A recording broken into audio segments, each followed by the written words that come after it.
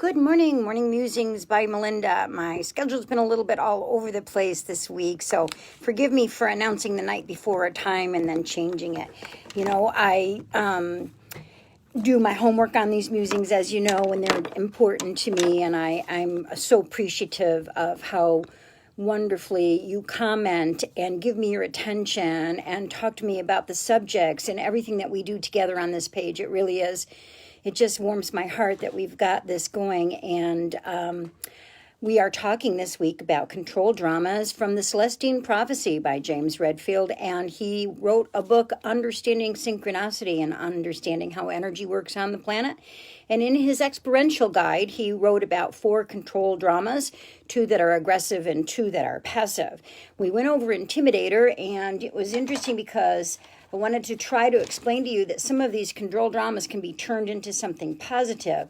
But I am definitely an intimidator, as I have looked at myself over time and understanding how to change it around. But there's still some of that intimidation that comes through. Today we're going to finish up, but I just want to refresh your memory that each one of these 4 control dramas has a matching drama with it. Again, 2 aggressive, intimidator, interrogator, and 2 passive, aloof, and poor me. And remember that intimidators are talking continuously, being authoritarian, maybe inflexible and sarcastic, or sometimes being violent. And so the other matching control drama for intimidator would be either a counter-intimidator or a poor me. Sometimes intimidators can be subtle in their authoritarian way.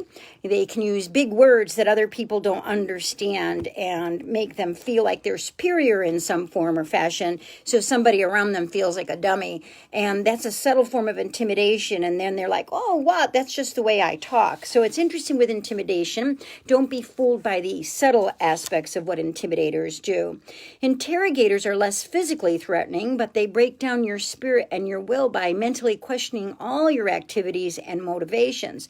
They are hostile critics, and they look for ways to make other people wrong. The more they dwell on your faults and mistakes, the more you watch them and react to their every move. As you strive to prove yourself or to answer to them, the more energy you do send their way. Everything you say will probably be used against you at some point in time. Their behavior ranges from being cynical and skeptical, sarcastic and needling, perfectionistic and self-righteous, or viciously manipulative. They initially engage others with their wit, their infallible logic, and their facts and intellect. And so as parents, interrogators create aloof children, and sometimes poor me's, because interrogating parents say things like, what do you think you're doing, young lady? Or where do you think you're going, young man? That kind of thing, okay? Yes, you can be both an intimidator and an interrogator, Janice. Thank you for the question. The outer behavior of an interrogator is, who do you think you are? Where are you going? Why didn't you do this? Why don't you do that? And I told you so. And the inner child of an interrogator is because they have no acknowledgement as a child. People leave them and they're afraid. They want proof of your love. They're afraid you're going to leave them. And they want to be needed. They settle for being needed instead of being loved. And if they feel like they're not needed, they will push in some form or fashion to be needed. This kind of goes hand in hand with the codependency. They make other people feel monitored, negated, and wrong. And the matching drama is aloof, or martyr, poor me. Sometimes you're an interrogator with your own self and constantly give your own self that dialogue of, why didn't you do that? Or I'm so stupid, or whatever. And things like that are not appropriate to do to yourself either. Sorry, my phone just fell.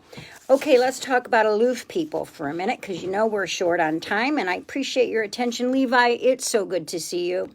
Aloof people are caught up in their own internal world of unresolved struggles, fears, and self-doubt. They believe unconsciously that if they appear mysterious or detached, others will come to draw them out. Often lonely, even in relationships, they keep their distance for fear of others imposing their will or questioning their decisions as their interrogator parents did. Thinking that they have to do everything on their own, they don't ask for help, and they need a lot of space and often avoid being pinned down by commitments. Even when they're in a commitment, they're not committed. It just has the appearance of that because their aloof nature has kind of an invisible wall of energy around them that's impenetrable and turns somebody else into an interrogator or an intimidator. prone to move towards the poor me side of the continuum. They don't realize that their own aloofness might be the cause of their not having what they want, such as money, love, self-esteem, or their feelings of stagnation or confusion. They often see their main problem as a lack of something: money, friends, social context, education. Their behavior ranges from disinterested, unavailable, uncooperative, to condescending, rejecting, contrary, and sneaky. And so they don't understand why people don't trust them. And they're skilled at detachment as a defense. They cut off their own energy with such phrases as, "I'm different from other people," or "No one really understands me. I'm confused. I don't want to play that game. And if only I had." And opportunities slip away as they overanalyze everything. With any hint of conflict or confrontation, the aloof becomes vague and can literally disappear. And they initially engage through mysterious, hard-to-get persona. Now, their outer behavior is, "I'm not ready to," or "I need more. I need more time. I need more education. I need. I don't know. I'm not sure. And I'll let you know." And they make other people feel uncertain and suspicious, which will bring out an intimidator, interrogator like crazy. Their inner struggle is, "I'm not sure I can survive. I can't trust myself. I'm afraid I'll be trapped and be unable to perform. And I don't know how I feel." And so that always is a dance that you do with an intimidator or an interrogator. Usually, a aloof person does not attract another aloof person, although they can do an attraction to a passive aggressive energy, like an intimidator, poor me. Now, poor me's don't ever feel like they have enough power to confront the world in an active way. So then they elicit sympathy and pull energy towards them. And they use the silent treatment as they may slide into the aloof mode. Nothing's more annoying when you're with an aloof person than that silent treatment. Like, it takes them a long time to answer because they're thinking about what they want to say. Poor me's are always pessimistic. They're the Eeyores of the world. They're the ones, when you know something's wrong, they say, "I'm fine," because they're martyred in their energy field, or, that kind of thing. They are always having worried facial expressions. They sigh, they tremble, they cry, they stare into the distance. They answer questions slowly, and they retell their own dramas and crises. Have you ever been in a relationship with somebody that tells you the same story over and over again? Okay, their favorite two words are yes, but. Okay? Now, poor me's initially seduce others with their vulnerability and their need for help. However, they're not really interested in solutions, because then they lose their source of power. And so they exhibit over-accommodating behavior, and then they eventually feel like they're being taken advantage of, and that reinforces their poor me method of gaining energy. So they'll do everything they can to do everything on their own, and then they get martyred about it, like, "I have to do this, and you, blah, blah, blah." Their behavior ranges from convincing, defending, making excuses, reportedly explaining, telling too much, and trying to solve problems that are none of their business. They often open themselves up to being objectified, perhaps through their beauty or sexual favors, and then resent being taken for granted. Poor me sustain their victim stance by attracting people who intimidate them. And so that's what that energy does. It attracts that intimidator. The outer behavior is, "I'm tired. That's just the way I am. I'm doing the best I can. I'm fine. Just let me do it. And don't worry about me." Okay. And that's because their inner struggle is, "I do so much. No one sees me. I don't know how to get energy any other way. If I change, you won't love me. If you don't really care about me, and I need you to prove it. You need me, and I need you, and I need recognition." So tomorrow we're going to talk about how these things can be transformed when you understand them. But the best thing for you to do right now is to sit down and make a list of mom, dad, and maybe if you had a stepmom or a stepdad, or if you had a hands-on grandma or grandpa, and list all of their qualities that make them either intimidator, interrogator, aloof, or poor me. Look at the exchange of how they were with each other. Look at their exchange of how they were with you, and begin to see what that means as far as what your control dramas are. I love somebody like Janice Bell, who has really been following this and said, "Hey, wait, I've got some narcissistic tendency. Am I a narcissist?" Well, no, you're not a narcissist if you ask if you're a narcissist. And that was from last week when we did narcissism. If you missed those and you're watching today, please just go on back and take a look at them.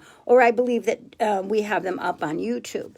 And then she just asked today, can you be both an intimidator and interrogator? That tells me that this person is really trying to figure out their shadow side in a way in which they don't repeat patterns of their lives. And that's what's most important in spirituality. Your whole soul purpose is to see what makes up what makes you, so that if you have that shadow that's been getting in your way over and over, you can do something about it. Remember, you choose your mother and you choose your father and you choose the circumstances of your spiritual contract. It doesn't take away from free will, but you choose those things coming in for whatever lessons it is that you want to learn.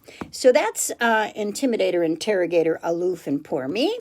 When I was doing this many years ago, I discovered that I am an intimidator and an aloof, and that I have to turn those things around and transform them so that I can be a leader and a healer, which is what those two things will become after they're transformed. Not that the shadow side doesn't sneak in, because it sure does. We all have that shadow side. And if you don't understand that you have a shadow side, then you're still an ego. And sometimes when that shadow side sneaks in, you got to wrap your arms around it and peel another layer of the onion so that you can move forward in wholeness. Okay?